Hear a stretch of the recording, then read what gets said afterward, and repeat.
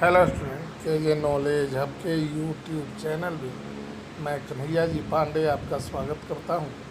Student आइए आज हम लोग बिहार बोर्ड वर्ग नवम के भूगोल के पाठ 3 अपवाह प्रारूप पाठ से कुछ प्रश्नों के ऊपर बारी बारी से चर्चा करते हैं। स्टूडेंट हमने ये सारे प्रश्न भारतीय भवन पुस्तक से लिए हैं।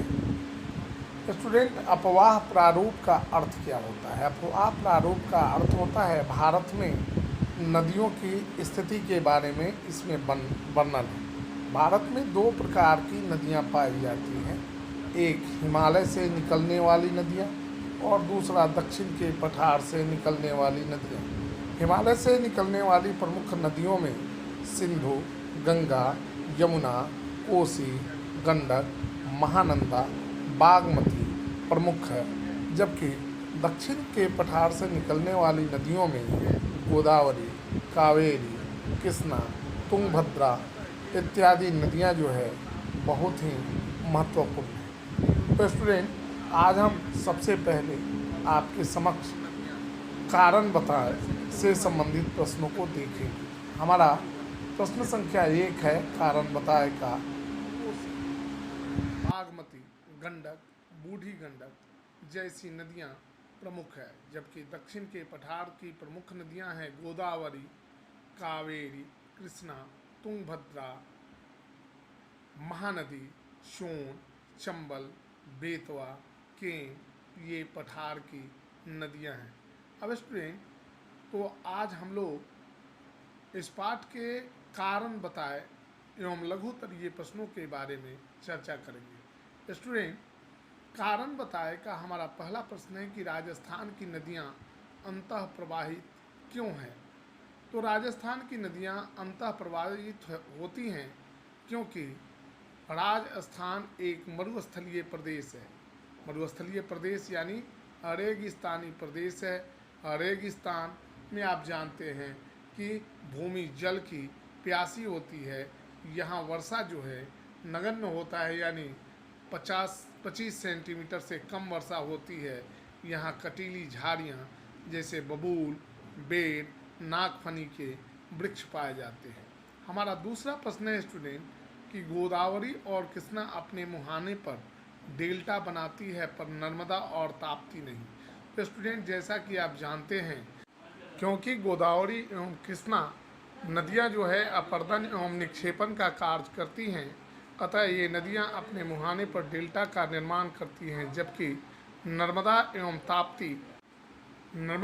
ताप्ती जैसी नदियां जो है आधार तल को प्राप्त कर ली हैं और ये नदियां अपर्दन एवं निक्षेपण का कार्य नहीं करती हैं, अतः ये नदियां अपने मुहाने पर डेल्टा का निर्माण नहीं करती हैं। अब स्टूडेंट हम लोग प्रश्न संख्या 3 को देखते हैं कि हिमालय से निकलने वाली नदियां वर्ष भर जल से पूरित रहती हैं, जबकि पश्चिमी घाट से निकलने वाली नदियां जो है नदियों में ऐसा नहीं होता है, जिसमें जल भरा नहीं होता है।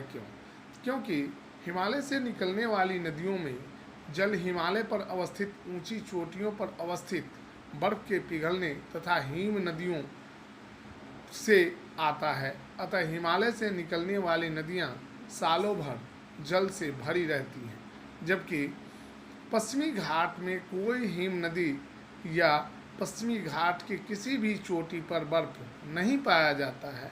चूँकि पश्चिमी घाट की नदियों में जल वर्षा के दिनों में भरी होती हैं, यानी बरसाती होती हैं, वर्षा होने पर ही भरती है, अतः पश्चिमी घाट की नदियाँ बरसाती हैं।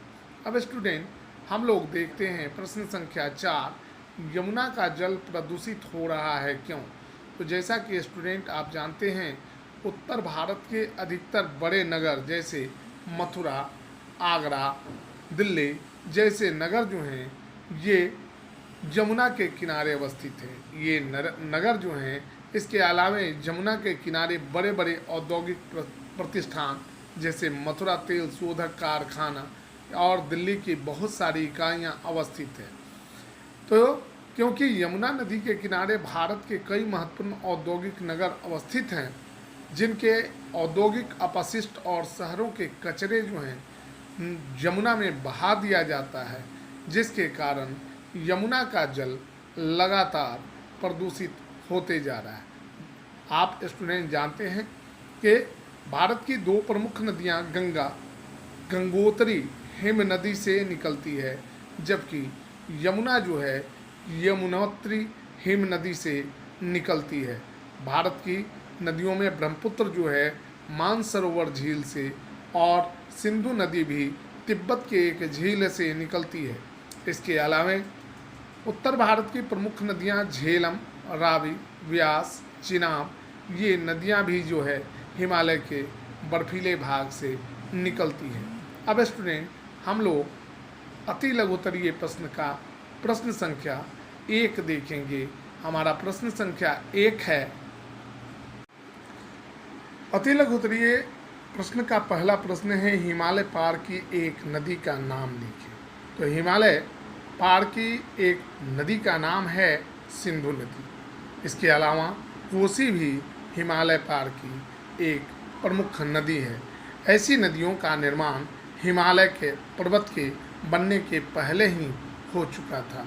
हमारा दूसरा प्रश्न है स्टूडेंट कि चंबल किस नदी की सहायक नदी है। तो स्टूडेंट हम लोग जानते हैं कि चंबल जो है भारत की सबसे प्रमुख नदी गंगा की एक सहायक नदी है। हमारा तीसरा प्रश्न है स्टूडेंट, भ्रंश घाटी यानी दरार घाटी, भ्रंश घाटी यानी दरार घाटी से होकर बहने वाली एक नदी का नाम बताएं। तो भ्रंश घाटी से होकर बहने वाली भारत की एक नदी का नाम नर्मदा है।